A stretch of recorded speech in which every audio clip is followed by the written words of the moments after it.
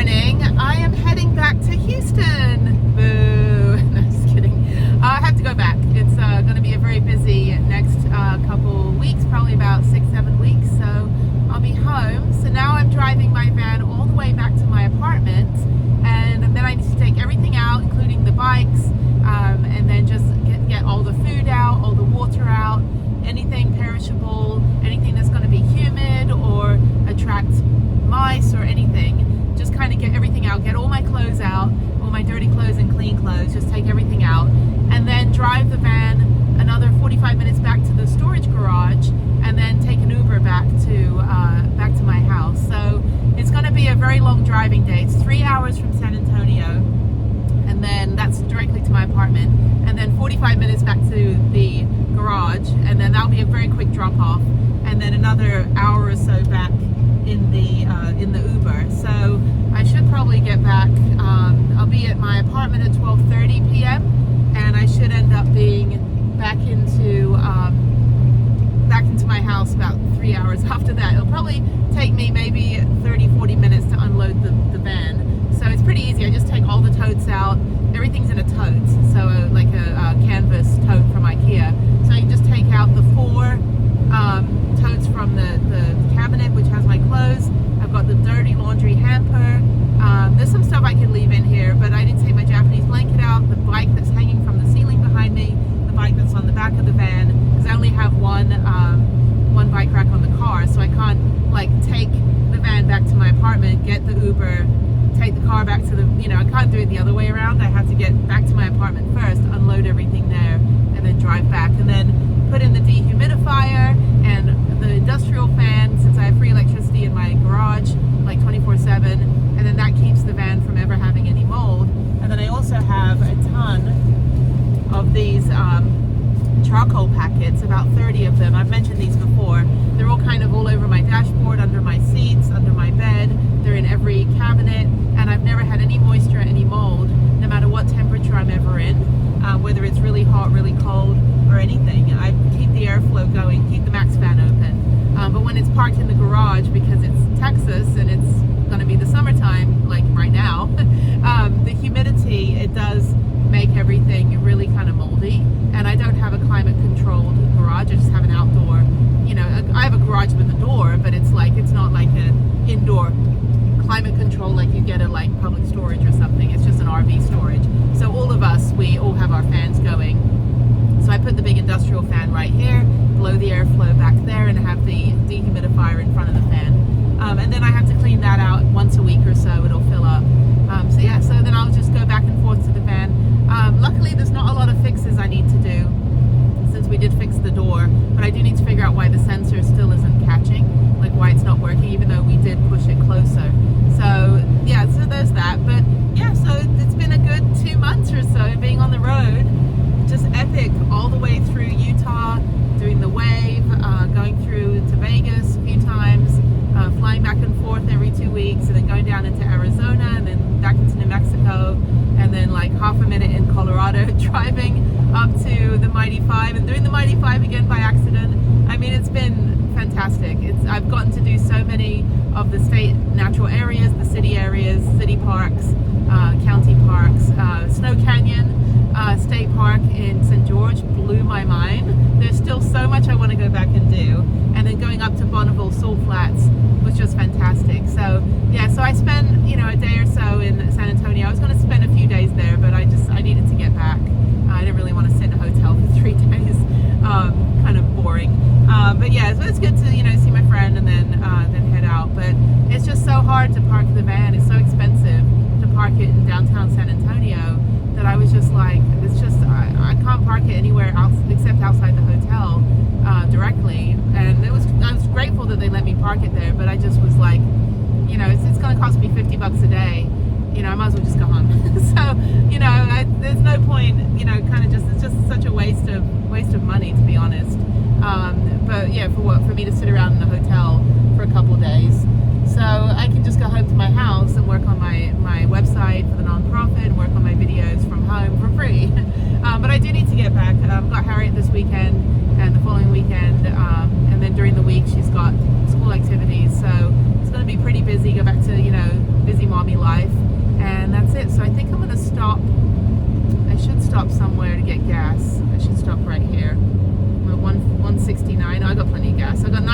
miles to my house. I got 169 miles of gas, but I'm gonna keep going a little bit further, I think, till I get to the Buc-ee's. But yeah, it was kind of weird, like bittersweet coming back into Texas. And immediately as I crossed the border from New Mexico, I just got punched in the face with humidity.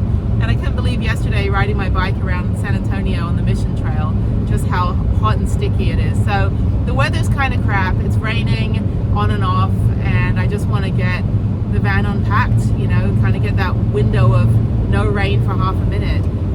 But if I don't do it now, I would have had to do it Saturday, and I would have had to leave Saturday morning and then do this drive back, and it just would have been a lot more rushed. I mean, I would have gotten a lot of stuff done on admin, but again, I'd just be sitting in a hotel. The weather is so nasty in San Antonio that even riding my bike would have been gross. And what would I do? I just, you know, run at the gym. So like I said, I can do all that at home. I've got a gym at my apartment. I've got Planet Fitness. I might do some running for a few days. I've also got ice skating, so I really want to get back into doing that over the next 6 weeks. Really kind of just go skate all day and then work on the nonprofit. I've got a lot of work to do. I've got to contact corporations that have philanthropies. I need to get my PowerPoint presentations put together. I need to get my landing pages. I've got some advertising running, but monitoring that, so I need to do some A/B testing. I need to work on my travel videos for the channel that you're watching. So yeah, there's a lot of stuff, and I need to start getting the projects. I've got a couple like campaigns. One is to provide gear for veterans and people, survivors of trauma. The other one is to figure out, like, you know, getting the accessibility guides from the national parks. I want to create a page on the website where you can just see all the accessibility guides in one place. And to be honest, it's kind of disappointing. Not a lot of national parks actually have the accessibility guides. The best one was Sequoia and Kings Canyon. It's a brochure that they give you, but the other ones were like, well, we don't really know where ours is, or here's a single piece of paper.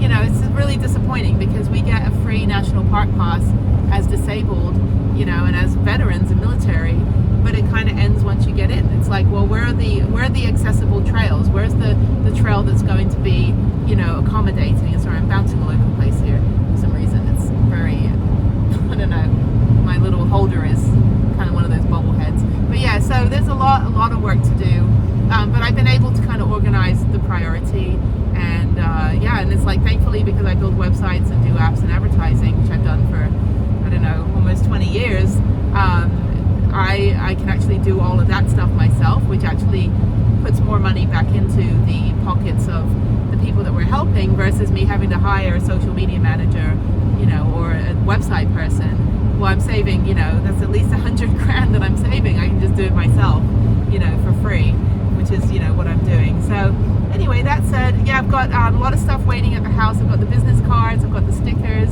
I need to order some t-shirts so I can wear those when I'm out.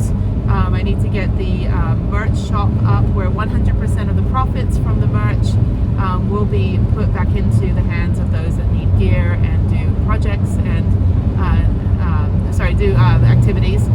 And I've been contacted by the Texas Park and Wildlife Department about doing like fishing and things like that. So I've been kind of gathering a list of like, okay, here's the needs that have been identified. Here's what people are wanting that they don't have, you know, activities and gear.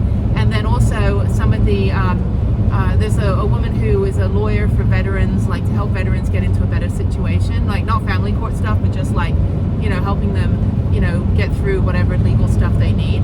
And like anything from like job discrimination to like gender discrimination and all that. So she said that she works with a lot of domestic violence survivors that she helps, and that, you know, she'd like to connect with me on helping to create some programs in the Houston area. And I know that there's a rock climbing place. I've spoken to them. I said, when I get the nonprofit status, I'd love to come back and figure out, you know, a kind of a clinic, you know, to teach women, veterans, and domestic violence survivors in the Houston area on how to rock climb, because I think it's a really good outlet to really just get yourself physically stronger and challenge yourself to do something. You might have a fear of heights, you might have a fear of being harnessed, or, you know, if you've been in an abusive situation, anything that's shackling, you know, could be triggering. But the prolonged exposure therapy that is recommended a lot of times for trauma, where you just kind of try to face the fear head on in a different, more positive way, actually will help them. So when I spoke to the owner of the rock climbing place that I go to, he was like, yeah, like we would love to do something, maybe open from 8 to 10 in the morning on Sundays, and then my nonprofit would sponsor for that activity. So we would pay for everybody that wants to do that to be able to do it, and also to rent the equipment. So I think doing something like that, you know, in the Houston area while I'm home for the next 6 weeks will really get the ball rolling and enable me to kind of show the, you know, the bigger picture, the other states that I've been through, that hey, by the way, this worked in Houston, we'd love this to work in, you know, we'd love this to work in other cities. And I really want to kind of target outside of the big cities. I want to target the suburbs and the, you know, the smaller towns, where they have the activities, they have the outdoor spaces, but they just don't have the resources to create programs. And then with our board of directors, the two other board of directors have a ton of ideas as well on how to kind of create the programs, especially one of them that is part of the VFW, was a combat veteran, down and would focus mostly down in like the Louisiana, Alabama, Mississippi area, like down in the southern area, while I'm tackling like the whole country, and then the other board of director is up in the Midwest. And so eventually we'd like to have things like van meetups for fundraising and music festival and stuff like that down the road, just so that we're able to kind of bring awareness to it. One thing about Hike Bike Alike is we will not have you prove your disability. Obviously, if you're a service-connected disabled veteran, you have to show your VHIC and your DD214. Those are required to qualify for the benefits that we would offer and the opportunities we would offer for service-connected disabled veterans. But we would never ask you what your disability is, only what your accommodation is.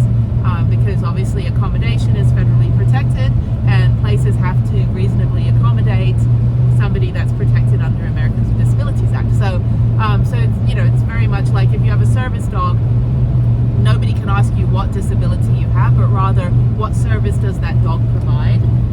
And emotional support dogs are not service dogs. In fact, it is illegal in many states to impersonate a service dog. So just to let you know, so when you try to bring Fido into the museum claiming that they're a service dog, and they've got a little pink little jacket saying service dog and a bow in their hair, and they're barking and yapping and biting at people's feet, that's not a service dog. Service dogs don't bark at people and wear cute little pink bows and, you know, want to eat food every 5 minutes. But anyway, so, but yeah, so I mean, the other thing is that for those that are survivors of domestic violence, we will never ask you what happened to you, but rather, what is it that we can do to help you heal? And some people, they want to take a kickboxing class, or they want to learn self-defense, or they want to, like I said, face their fear and learn to climb rock climbing, indoor rock climbing, or get into mountain biking, or find some physical outlet that is in a positive way that can help them, you know, heal and feel better and look better, you know, on the inside and the outside. And so, and maybe, you know, somebody is still in their domestically violent home life, and maybe the stay-at-home mom in the Woodlands, Texas, you know, north of Houston, maybe they've only got 2 hours on a Sunday morning they can get away. And so if we can provide them something they can do during that time that is safe, where they don't get in trouble for doing it, where they can go, you know, for 2 hours and do an activity with other people that are in their situation, where no one really has to talk about it, and they just kind of collectively know, yeah, I hear you, I feel you, I see you, we're all good, let's go climb. You know, that for me has been helpful in my situation, is to, you know, I mean, now I'm more vocal about it, but I didn't want to be the poster child for domestic violence or sexual assault or disabled veteran. Like, I just wanted to get up and go try to move around every day and try to be happy and healthy and be the strongest person I can for my daughter, despite the things that have happened to me.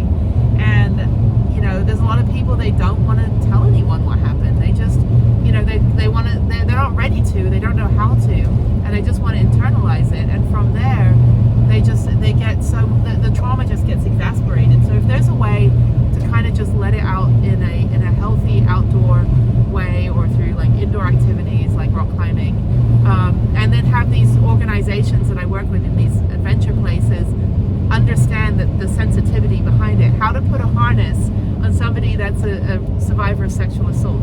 You want to make sure that you vocalize, I'm going to put the harness on you, I'm going to have to touch your hip to kind of make sure that the harness is harnessed, I'm going to be connecting you in the front. Like, talk about it as you're doing it. There's a lot of instructors just kind of let the person do it themselves without understanding that this person needs a little bit of help. And if you're a male instructor assisting a female instructor, you also have to have a little bit of sensitivity training.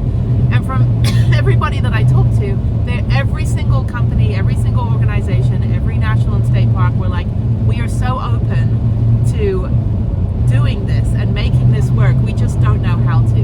We just don't have the customers that would enable us to be able to do this. We don't know how to attract those customers. How do we get them to know this is a safe space?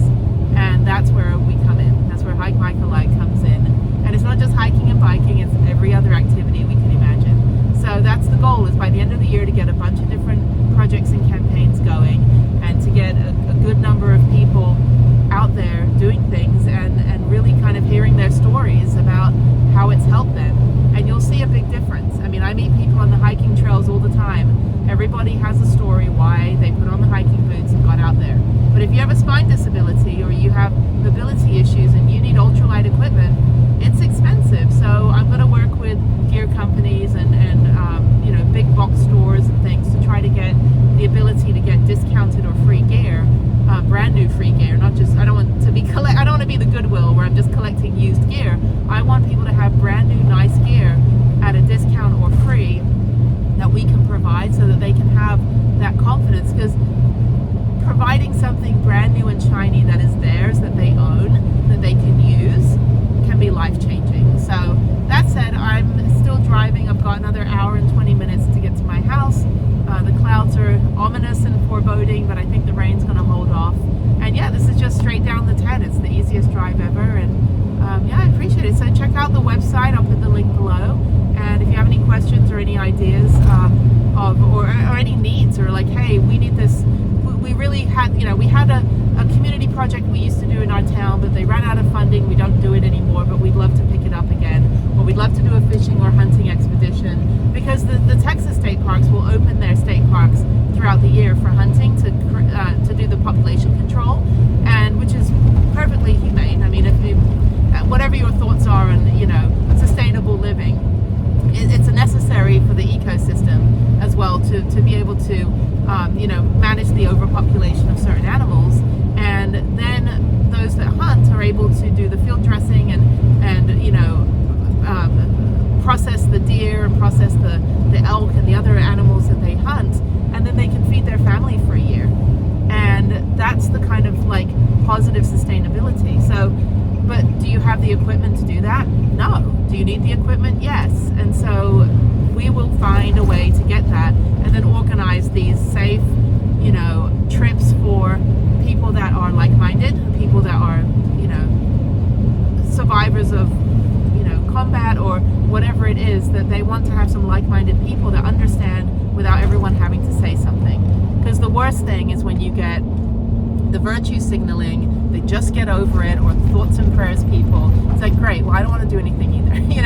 It's very easy for everyone just to like your post and not do anything. And I want to make change. I want to change the world for the better, because I know in the last 3.5-4 years, it has helped me tremendously to be a completely positive, different person. And not only that, but my friend group has completely changed. And I'm just surrounded by just amazing, great people.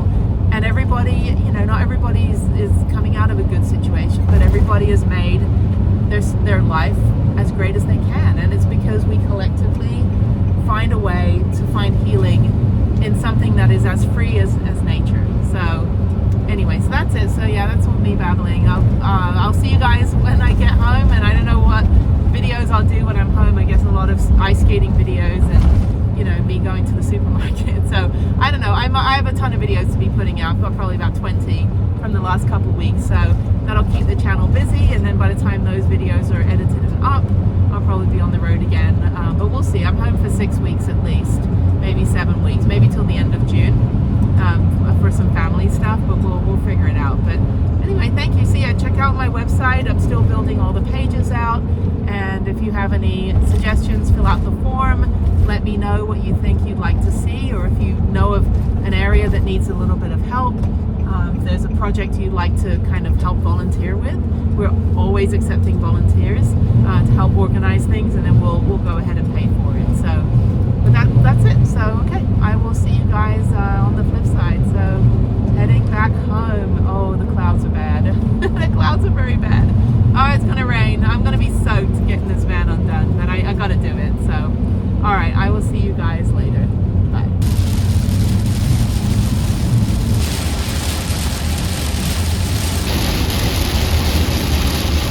All right, I've made it home. That took about, I don't know, 3 hours or so. That wasn't actually such a bad drive. The weather is terrible. It's going to clear up in about an hour or so, hopefully. So it's actually not raining that much over here at my apartment, but I need to just get as much out of the van as possible. I'm okay leaving the other bicycle in here and getting that back another time. I don't really need to have, I mean, I've got 3 other bikes in the apartment. I don't really need the hardtail. I'm not going to be riding it with this rain. I can go get that on Sunday when I go back out to the van to clean out the dehumidifier, and I'll have the car so I can bring the other bike back. But yeah, let me try to get as much out of here as possible. So yeah, so I've got to get leave the boots in here. This is trash. I was eating these meringues from Trader Joe's that are super yummy. So yeah, so I can leave the clothes in here. I need to take the water out. What I'll probably do is pull the car up and just load the car up with the food and stuff. And then I can park that. I can park it in my space. I have a space that's in the garage over there. I need to take, probably leave the power banks in here. That's fine. But just take out most of my clothes that I need, my laptop and all that stuff. So yeah, let me try to get the bike off at least and get all this out. So yeah, very, very rainy day. Not the best weather to be unloading a van. All right, I'm home. There's 2 of my 6 bicycles. I think I've got one in the storage unit. One in the bedroom, this one, that one in the van. So, and then 2 in the closet. So yeah, I think there's one in here. Nope, I moved it into the bedroom, into my bedroom. This is Harriet's room. And there's my fake horse blossom. There's some more Beatles stuff. I need to dismantle these Legos and continue organizing them by color and then sell them. So if anyone wants a couple $1,000s worth of Legos and all of the, they're Lego friends mostly and some DC superheroes. But yeah, if you want Lego friends and then, you know, all the manuals that go with it, so you know how to make all the stuff, then let me know. Located in Houston. Anyway, okay, cool. All right, well, I think what I'm going to do, since it's only like 1:30 p.m., I've unloaded the van. So all of my stuff from the van is right over here. Not everything, just the perishables and some of the clothes and my computer. So I think what I'm going to do is go take the van back now because I've driven through the worst of the weather and I think it'll be fine getting back to the storage unit. I just have to remember my umbrella and then I'll go finish sorting out the van and I'll get the other bike on Sunday evening. So yeah, North Houston right now is flooding and I think my street will eventually flood. Usually that's what happens. But yeah, okay, so I'm home. It's weird. It's weird to have the van at home, but I do not want to leave the van outside because I've had the catalytic converter stolen and then somebody broke into my car and I just don't trust, you know, the van really. Just, you know, I want the van in its secure space because everything's kind of humid right now and I'd rather have it with the big industrial fan and the dehumidifier. So yeah, so let me go get the dehumidifier from the car. Let me go take the van back. It's another hour drive. And then an hour Uber, so I'll be back in 2.5 hours. It's going to be a long day. It's going to be a 5-hour driving day and unpacking the van. So I'm soaking wet. But anyway, it's good to be home. Just got so much stuff from my daughter. It's just like, and then we have all these little chapbooks that I used to make, which were really fun. Like all when she was little. So these are all from like Instagram. And you used to be able to just print out. So I had an Instagram just for her. And then I could send it off somewhere and print it out. And it's really cool because you got like all these, that's upside down, but you've got like, you know, all the stuff for her childhood kind of documented. My fun, happy child. Yeah, so, and then just, you know, all the preschool stuff and all that kind of stuff. The My Gym. Yeah, it was really cool. I don't know if Chapbooks does that anymore. I also have, I don't know, something over here. I've got My Social Book. So yeah, so her first like 2 or 3 years is documented in a nice little book. And then Beatles, I got this from Cactus Music when we went over there to get her records for like what she likes, which is like Gorillaz and Tally Hall. And then I got my Beatles stuff. So Okay, all right, well, let me go get the van and get out of here. I gotta meet the day. I gotta be back by 6, so I just want to get through this weather. I don't want to deal with it tomorrow because it is going to be this again tomorrow, and I'd rather just park up for the next, 3 or 4 days, with Harriet and not have to go anywhere. So, all right, well, thank you, house. Good to be back. Nothing's changed. Just feels like it doesn't have the lived-in smell. It has the, like, I've been gone for 2 weeks smell. I turned the AC off, so it's all kind of stuffy. But anyway, okay, cool. All right, well, that's it.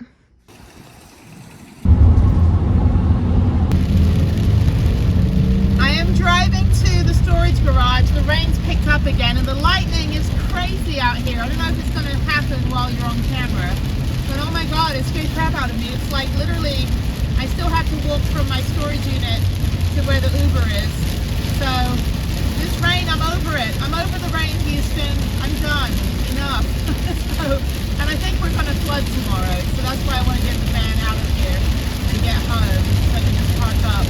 But yeah, I also don't have any food at the house, so I need to go get groceries later on tonight or tomorrow morning.